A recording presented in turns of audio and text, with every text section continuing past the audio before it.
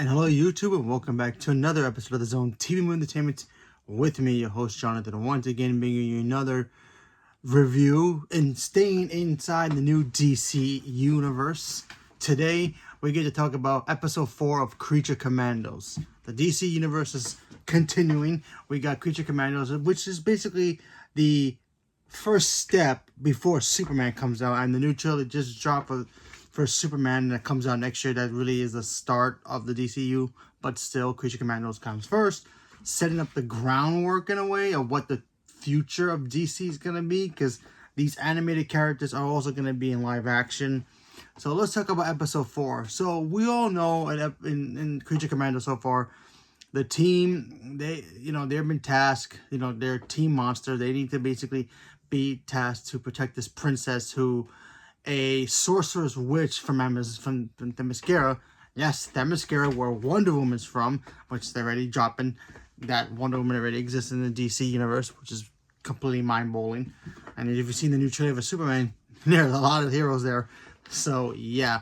So, this witch apparently goes after this very attractive princess and wants to kill her. So, Rick Flag Sr. and his team consists of the bride, a fish woman, Doctor, kind of like Dr. Blight in a way, Weasel, and they all pretty much come together to, and G.I. Robot, they all come together to pretty much try to stop this witch and save the princess.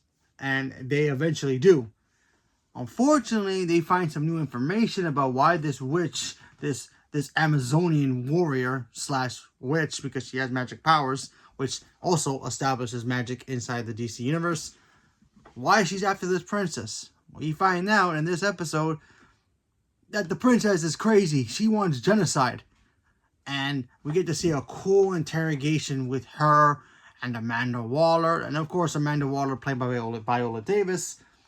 She's looking all tough, angry, pissed off at the same time. She's like, I'm not buying your story, lady. And you see this Amazonian, powerful, she was attractive too, kind of burnt because the doctor kind of burned her while they captured her in last episode. So she's handcuffed, she's in the interrogation room. Amanda Waller's like, yeah, let's talk. What's up with you and this princess? Why you wanted to attack her for? Well, she goes, because she's a psycho bitch. That's why. Pardon my language. But anyway, she basically is like, yeah, she's psycho, and I'm going to show it to you. So she basically, obviously, she can't use her hands. She uses her psychic abilities. And she shows Amanda Waller a future that she's seen inside her head. So she's, I guess, trying to prevent it. That was basically the whole gist of her trying to kill this princess. She was trying to prevent this future. And what Amanda Waller sees is basically genocide. She sees this princess, first of all, wearing a battle armor that looks like she comes out of a Xenon the Warrior Princess movie or something. And she's marching to countries. She's blowing them up with her Knights Army. And she's going to America. She's destroying everything. We even see superheroes on crucifix. Some of them, not all of them. Like, literally like this. On the crucifix, literally being defeated. We see Peacemaker dead. We see Wonder Woman. We actually got our first look at Wonder Woman in here, which is cool. She got that kind of classic look to Wonder Woman, so maybe that's what the costume might be in live action. Not 100% sure, but very cool. See Batman. We see Superman, which is in the same outfit that he's wearing in live action, so that's crazy. And then we see flashes of just this princess literally just chilling and laughing like a psycho in the White House. And then, of course, Amanda Waller snaps out of it. And then she's like, okay, task monsters, go kill this bitch. Literally, go kill her. And she literally sends the creatures back, including Weasel and everybody. And to like, listen, you guys gotta kill. I don't know what I just saw. I don't know if that was real. I don't know if this chick is messing with my mind. But that felt real to me. Go kill her. So the creatures, they do what they gotta do. And of course, Rick Flag is like, nah, she's just a beautiful princess. She's just a girl. She don't know anything, even though he kind of, he hooked up with her. And then Amanda Waller was not having it. And he storms off, and then of course they get the bride to be the leader of the team. So, they go off. Before that actually happens, we also get to see Frankenstein in this episode, seeing the bride talk to Rick Flag as they land back on base. And, Frankenstein being who he is, he's basically obsessed with the bride. He's like, oh, she's in love with this handsome big guy.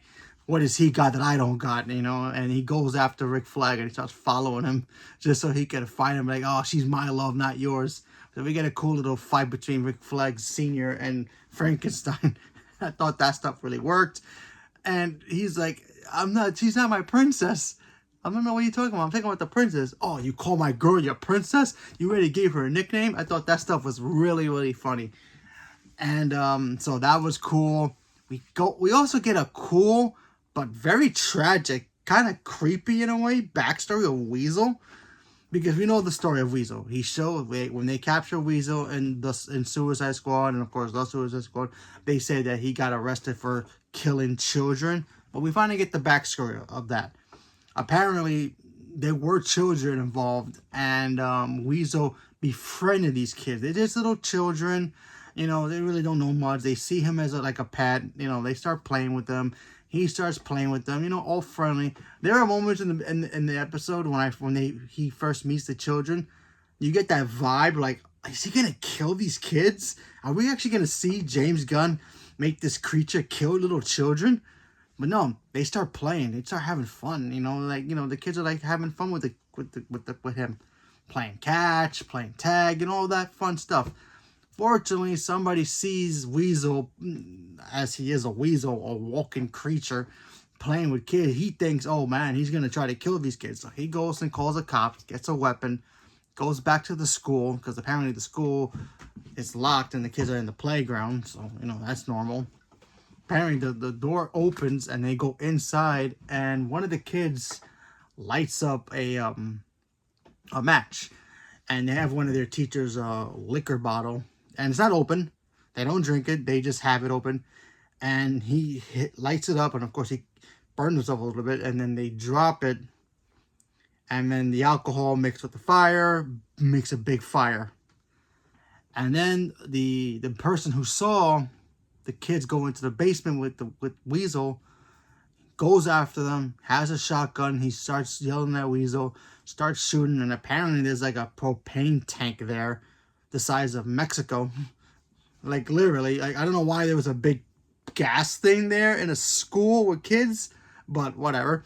He shoots it ignites the fire even more, and it blows up, and a lot of the kids die. And there was a little girl who gave Weasel a candy bar in the beginning, and he really bonded with this little girl, and he tries to save her, and the police show up and they start shooting Weasel, and then he tries to save the girl as he's getting shot to protect the girl, because the girl is a little girl and it's a fire.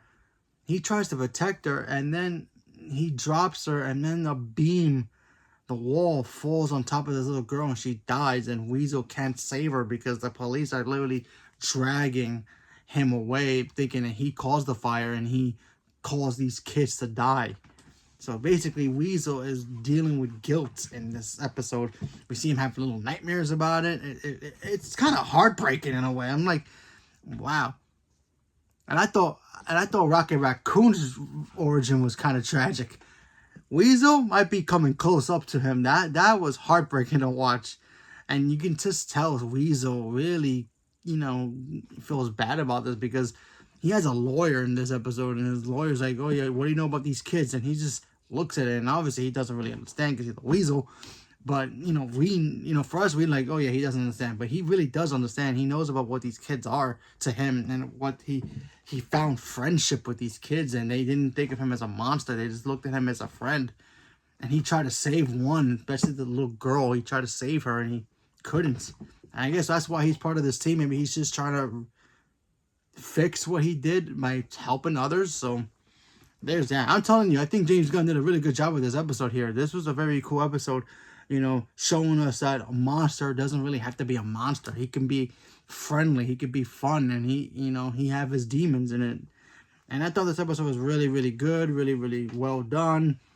The fight between Rick Flag Sr. and Frankenstein was hilarious. Good episode. I'm really enjoying this show so much so far.